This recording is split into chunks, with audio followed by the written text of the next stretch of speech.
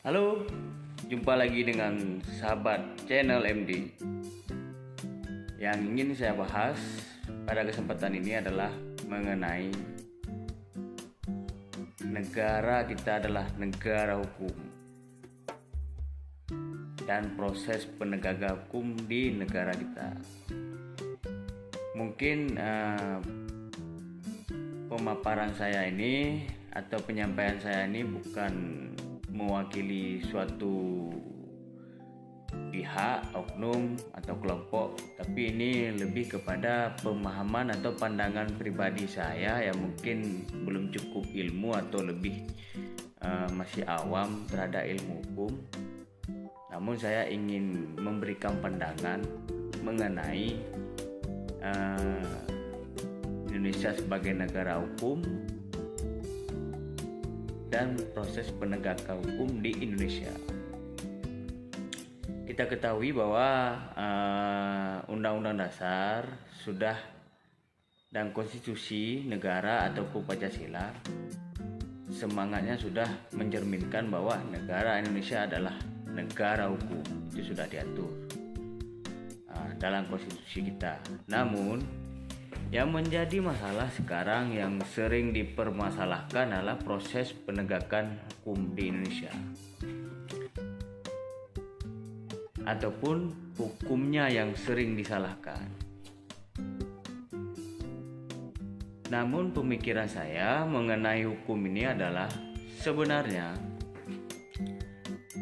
semangat atau tujuan daripada hukum adalah memberikan keadilan, kepastian, perlindungan, ketentraman, kenyamanan bagi semua warga negara Indonesia dan seluruh tumpah darahnya dan semua isi kandungan yang ada di negara Indonesia. Semua dilindungi oleh hukum. Itu semangatnya, tujuannya yang sebenarnya. Namun ada katakan hukumnya tidak bagus segala macamnya. Itu tadi bisa jadi sebenarnya proses pembuatan hukum itu ada masuk dengan proses politik. Ya, artinya ada pembahasan melalui legislatif segala macam. Nah, itu tadi bukan berarti itu sudah dipolitisir hukumnya. Cuman yang kita harus pahami dalam pembentukan suatu peraturan perundang-undangan itu ada beberapa kajian yang harus dipenuhi, kajian akademisnya atau dalam bentuk naskah akademik. Itu yang harus dilihat dari sisi sosiologis, budaya atau kultural, antropologi kalau bisa, dari sisi hukumnya, kebiasaannya, adat istiadatnya, itu semua harus dikaji dalam proses pembuatan peraturan perundang-undangan itu. Namun ketika suatu aturan itu dianggap lemah, itu ada dua kemungkinan. Yang pertama, memang hukumnya itu mengatur secara lemah atau diformulasikan dengan bahasa-bahasa yang tidak kuat.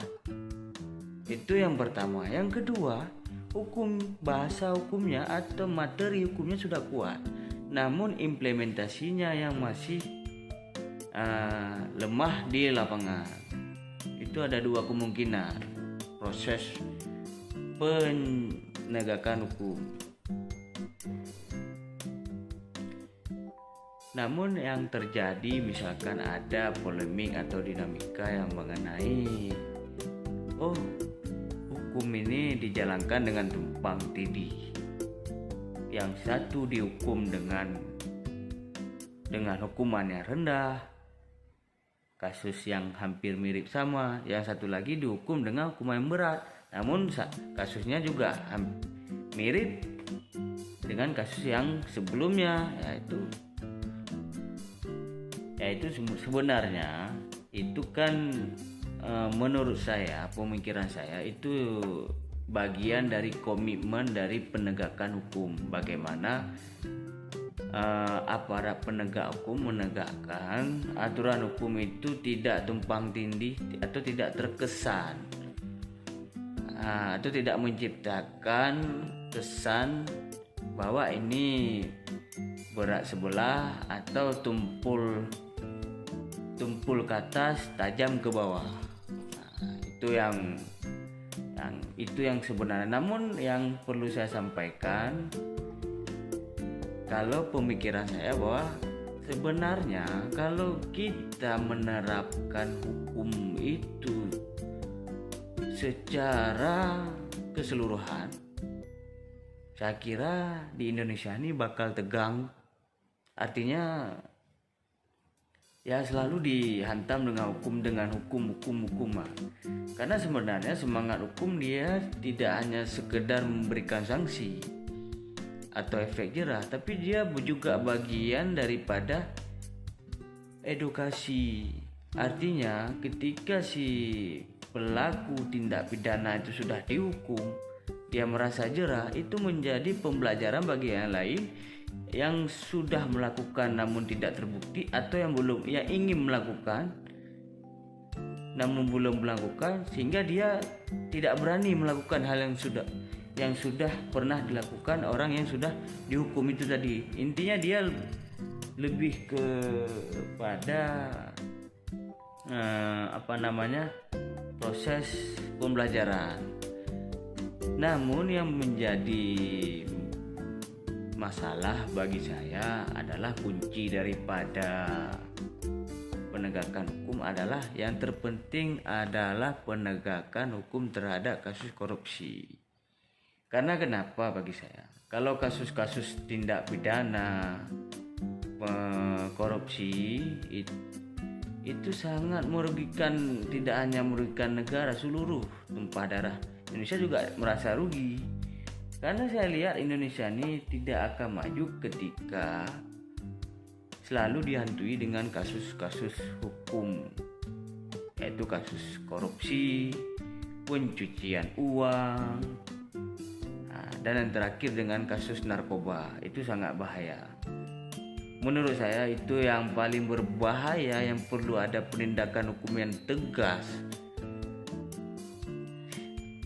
terhadap Indonesia, terhadap si pelaku. Itu ada kasus yang pertama ingin saya sampaikan, kasus korupsi, itu yang terpenting. Kemudian kasus peredaran narkoba, itu yang sangat penting ditegakkan secara cepat, tegas, dan terukur. Yang ketiga, kasus tindak pidana terorisme, karena itu mengancam pertahanan negara kita. Tiga hal itu yang paling terpenting harus menjadi fokus negara dalam menegakkan hukum. Bukan yang berarti yang kecil-kecil tidak boleh ditegakkan, namun masyarakat harus tahu, atau kawan-kawan harus tahu, terkadang tidak semua kasus bisa tertangani oleh aparat penegak hukum. Karena kenapa? Yang pertama mungkin dari sisi personalia, fakta-fakta, bukti-bukti, sehingga memang itu menjadi proses dalam penegakan hukum yang kasus-kasus yang di luar tiga tadi. Namun yang perlu saya sampaikan seperti sebelumnya, bahwasanya yang terpenting adalah semangat daripada tujuan hukum ini berjalan, misalkan dia menjadi pembelajaran. Makanya saya bilang tadi, tidak semua tertangani kasus-kasus hukum di Indonesia, tidak semua. Karena kalau tertangani pun kayaknya sepertinya kita dalam keadaan ketegangan terus. Karena apapun aktivitas yang kita lakukan ini, saya bisa menduga itu semua sudah diatur dengan hukum. Kita berjalan, kita berlari, kita tidur, segala macam itu hukum sudah mengaturnya. Sudah diatur. Kalau itu ditegakkan, hal-hal kecil pun itu kita bisa jadi kita juga pelaku pelanggar hukum. Cuman yang perlu saya sampaikan, tugas pemerintah sekarang adalah bagaimana dia mensosialisasikan hukum yang lebih luas sampai ke tingkat desa, seperti penyadaran hukum, pemahaman hukum, kemudian bagaimana ketiga kasus tadi itu mampu diselesaikan oleh Indonesia atau negara Indonesia, hingga 3 kasus besar ini menurut saya yang masih pemikiran awam ini bisa menjadi estafet untuk negara kita lebih cepat maju daripada negara lain. Karena yang melemahkan itulah tadi kasus-kasus seperti yang saya bilang, katakan 3 tadi. Bukan berarti kasus lain tidak berat, cuman yang merusak secara luas itulah 3 kasus itu. Dampaknya itu sangat luas, bisa menjangkau seluruh kekayaan Indonesia kita atau kelemahan dari sistem roda pemerintahan kita. Jadi saran saya, perbaiki sistem pemerintahan, menghindari pola-pola korupsi, dan penegakan hukum yang tegas. Baik, hanya itu yang bisa saya sampaikan. Terima kasih.